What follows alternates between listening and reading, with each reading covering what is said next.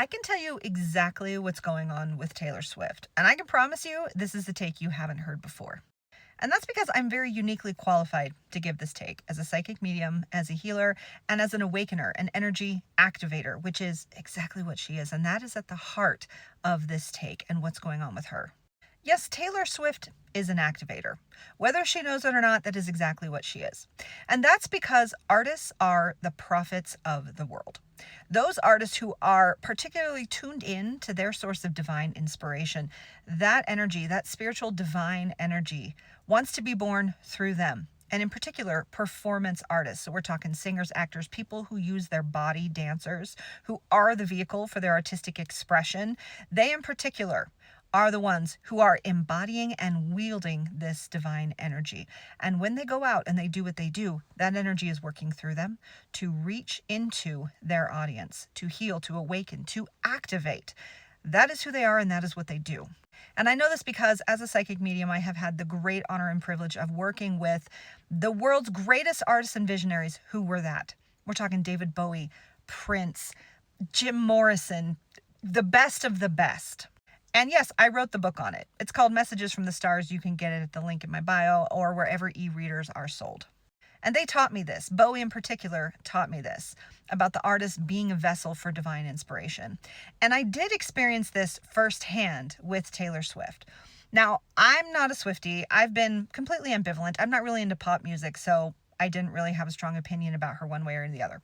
But then came the summer of Barbie and the summer of the Eras Tour, and I was like, wait, something's going on here.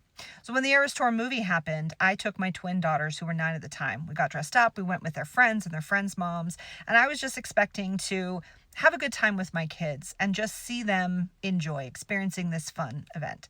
What I was not prepared for was the deeply profound spiritual experience that I had in that theater.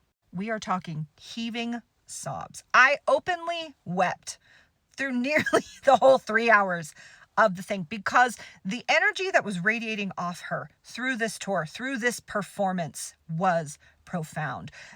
Chills, tears, my energy system being activated from head to toe. It was one of the most profound experiences I've ever had in my life. Period. I am not exaggerating.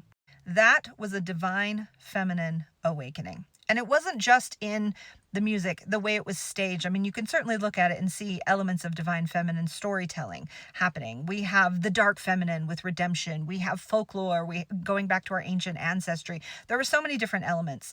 But it's the fact that she, as an artist who is in her element, wielding her divine inspiration, is that vessel of activation energy.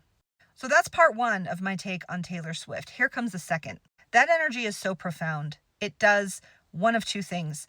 It either awakens and heals you to your core, and you become bound. You bond with the artist, with that person, and it can create this form of idol worship because you've had a profound experience through them and you are forever bound. It's not a spell. It's not that she's doing it intentionally. It's that you had this profound experience through her and you have created this relationship with her. The second thing is people are so deeply triggered by that activation energy. And in particular, there are people who are deeply triggered by the fact that she's even doing it at all, and thus creates the Taylor haters, the fury over her. So now, further down that line, people who've had this experience and they bond to an artist in that way, when someone experiences the divine, true divinity through an artist, not only do they have that experience, but then they project their entire cosmology of what the divine is onto that artist. They don't even know they're doing it, which, by the way, I don't believe Taylor knows that she's doing it too.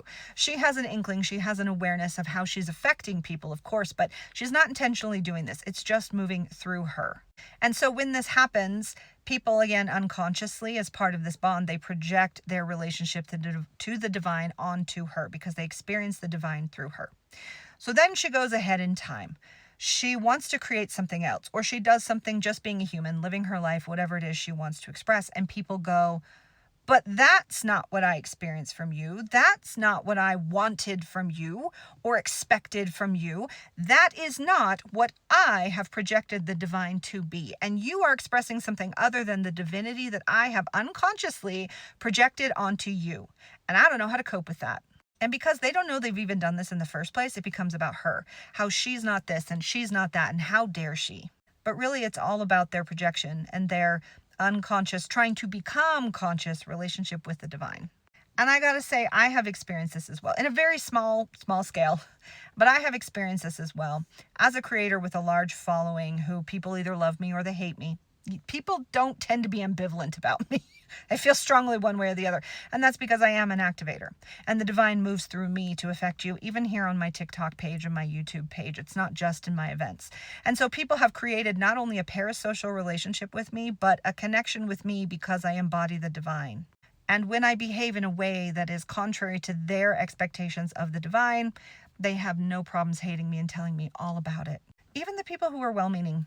I get kindish, well-meaning comments all the time about how what I'm doing has missed the mark for them. Meanwhile, there's hundreds of other comments on that same video about people who love the shit out of it. And again, if you read through my book, this is what happened to pretty much every single one of them, especially those who were really in tune with their source of divine inspiration.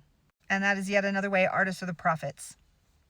They are the prophets, just like people like me. I don't like the word prophet as someone who was born and raised into a Christian religion, a cult.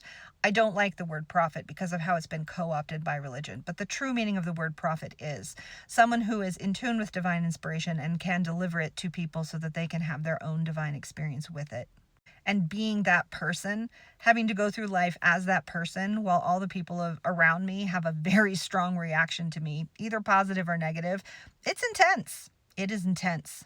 So even though I'm not a superstar billionaire artist, I know exactly what Taylor's going through when she releases any album, especially this one so highly awaited.